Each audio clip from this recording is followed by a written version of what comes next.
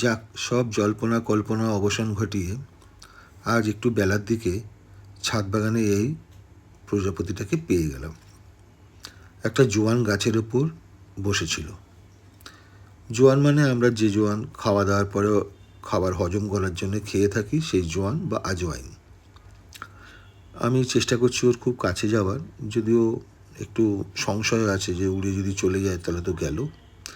যাই হোক, এখনও পর্যন্ত উড়ে যায়নি। আমি ধীরে ধীরে ওর কাছে এগিয়ে যাচ্ছি।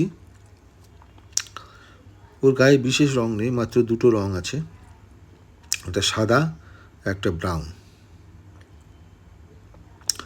ওই জোয়ান গাছটার উপর বসে আছে। যদিও জোয়ান গাছ থেকে ও কিছু খাদ্য পাচ্ছে বলে মনে হয় না, এমনি হয়তো বসে আছে। সাধারণত ওরা ফুলের থেকেই মধু খায়। আমি যখন কাছে গেছি, দেখুন ওর অ্যান্টিনা দুটো দেখা যাচ্ছে।